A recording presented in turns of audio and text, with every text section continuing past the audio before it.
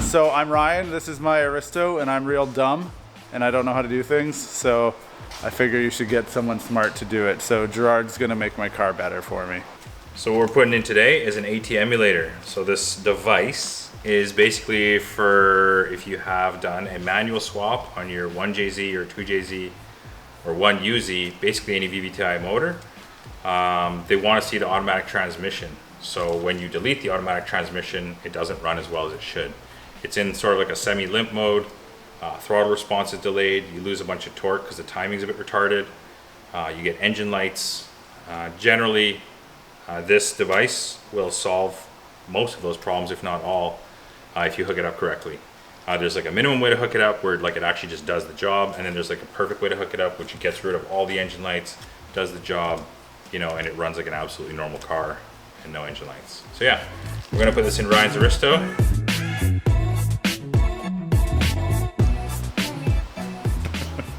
What's funny?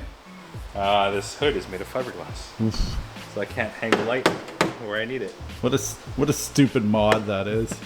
It's actually a sick mod. This is a really rare hood, so don't say. We should probably call Veilside and ask him to make it out of metal for me.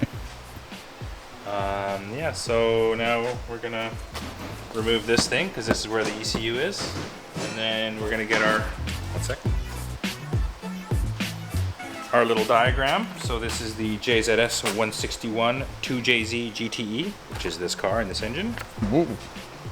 Okay. This is the ECU pinout, and we've labeled all the things that are required and all the places they need to go. So once we take that off, we just match up those with those and the colors. Bing, bam, boom, you're done. Easy peasy, lemon squeezy. Huh? Did you talk about how you have to like acquire that yourself?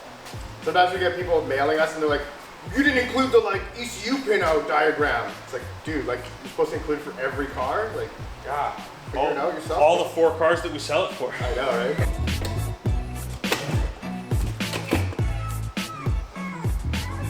Sick, right? Fully sick. What's going on? Oh. What's happening here? What are you doing? I'm trying to like hook up a fan, but I don't really know how. Oh, there we go, that'll work. There. So yeah, if you don't know, Gerard's very meticulous about things, and that's why I feel very comfortable having him work on my car. It seems like he doesn't know what he's doing with this fan, but I'm certain he does. I just want it to fucking... Somebody removed the base, so now I just gotta like hang. Maybe they just wanted it to be different. Perfect. If my install goes anything like that fan, we're gonna be golden. Okay, so we got some tools. I don't know, knives and wire cutters and things. Some tape, some heat shrink, and the all-important crack torch. I gotta find that.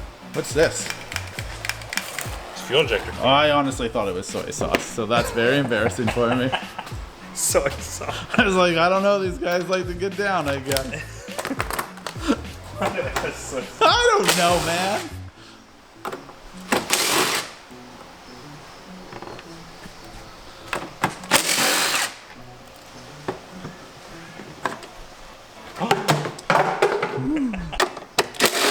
These cars, they have extra everything. These cars are very extra. One reason I got rid of the Aristo is this cover right here. Craziest light ever, we can't see anything. I mean, or I just like a nice lit up workspace. Yeah, or you're just a reasonable human being. Okay, so basically I'm going to take out these connectors. Okay, well, remember where everything goes. Yeah, they only go in one way, these ones. Oh, okay, good. Basically cut this back so we can get a little bit of extra room. Game 5-speed swap. Yeah. Oh, look, your car does not have an immobilizer because it is a 97? Yep. Yeah, so basically this actually goes like this. So you can see how this little thing is actually this pushy thing. So you read these from the back. I think it goes something like 1, 2, 3, 4, etc., etc. We don't have any colors. We should actually probably reference a place just to make sure that the color we're cutting and the wire we're cutting is the right one. And maybe even have a number because it's numbered on the actual here. But we've done this a few times, so we're gonna trust this. Yeah, so that's B+, I know that because it's black and red, you know, Toyota things. All right, so yeah, I mean, we're not gonna go through the whole install of this because whatever, but basically the ones that show scissors get cut, so all of those get cut. These ones now will go to the emulator, and these ones get tapped in. So this is basically going to the factory. We have to tap into 1, 2, 3. One is power, one is ground, and one is the tachometer. So it needs to know that the engine is actually moving. Those are the only 3 you need to tap in. Couple different ways to do that. You could use these like weird vampire things. I don't really like to do that. I just strip a little piece back, wrap it around, tape it on or solder it, whatever you want to do. As long as it's connected and it's secure, it doesn't matter how you do it. People are gonna be like, hey, it's gotta be soldered, blah, blah, blah. Yeah, well, I drove here with like no clutch, so I'm not complaining. Do you ever feel like you're defusing a bomb?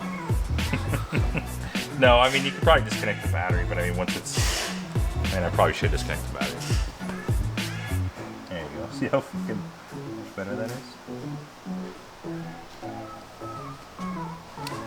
So that goes like that.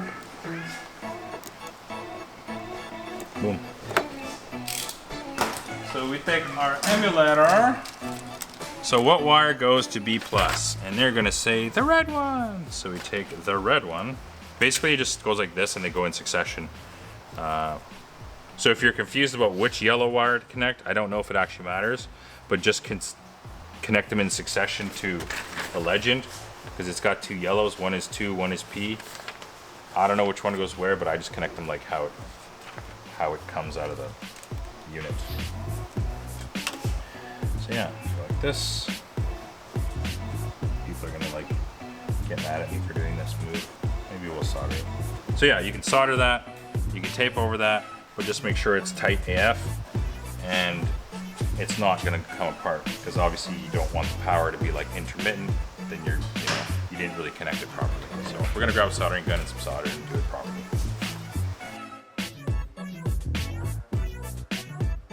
I have some Raychem super duper heat shrink glue, blah blah blah, mil spec, best of the best. Basically it shrinks down 3 to 1. So what we're gonna do is wrap this around, add a bit of solder, depin it, put this over, shrink it together. Bob's your uncle, it's sealed forever. You're never getting it apart. We got our little soldering gun. Solder. Where did you learn how to solder, Gerard? Shit, I don't know. Drop class in like grade fucking 2. Just a little bit's fine.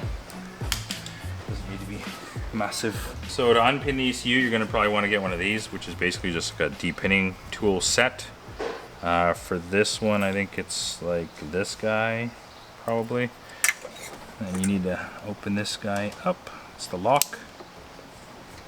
These all seem like very specific tools. And then, yeah, there's a little lock pin. Push them down, and the other guy pops, and the pin pops out. Like so. So now we got that guy out. We're gonna cut a little section of our guy. So make sure it's longer so it goes past. Measure twice, cut once. Yeah. Crack torch. And then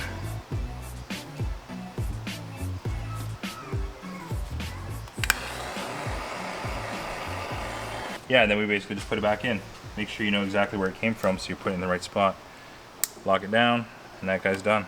Like this said, there's only 3 splices, power, ground, tack, and then the rest you just cut, connect to this guy. Simple.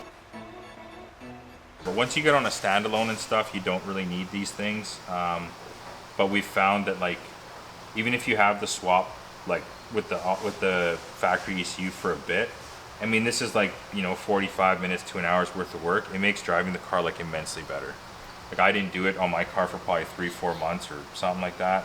And after I did it, I was just like, wow, like that it literally took you an hour and it's immensely more enjoyable to drive. So definitely do it. It's only like $100 or something. I think That's what we sell it for. $100, an hour's worth of your time.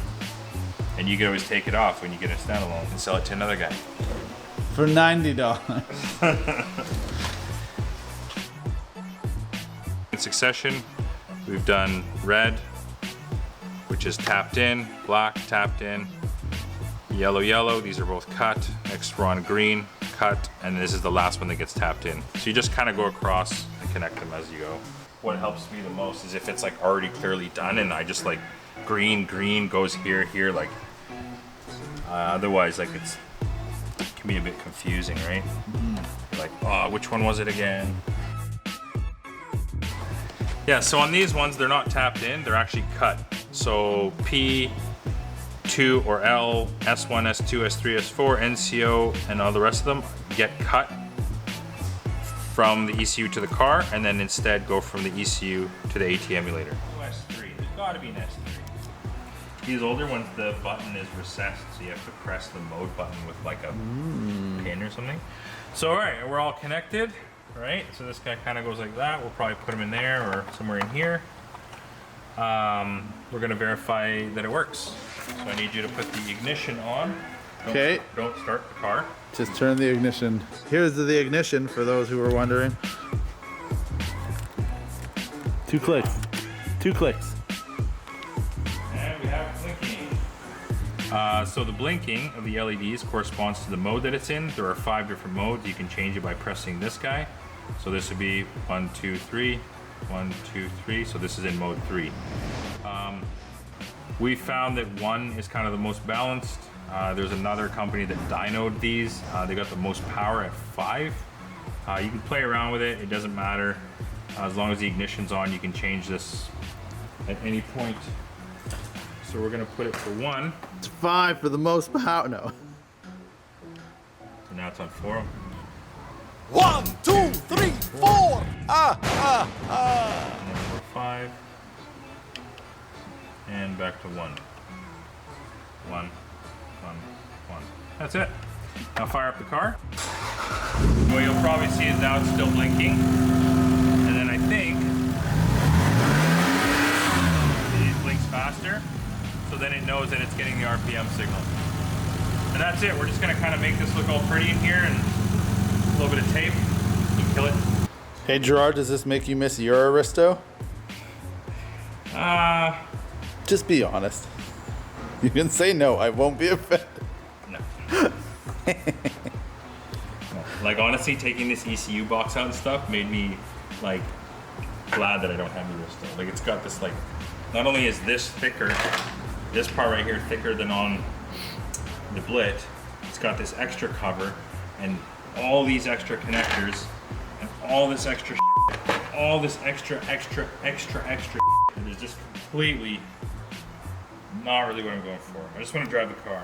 I don't need computers to like do things for me. And, like, one thing I do miss about the Aristo that's really trick, but like you know, obviously not like the most cool thing in the world, is the key fob with the up and down on the windows and sunroof and stuff. Oh yeah. My truck has that though, so No big, hey? yeah, the Blit definitely doesn't have that. Yeah, Blitz sounds great. Yeah, I'll take a. So the Blit is 3,200 with the 1G, so it's probably 3,300 pounds with the 1J. And this car, in its current setup, is probably 3,800 pounds. So yeah, it's a heavy motherfucker. Yeah, so this is how it looks all in.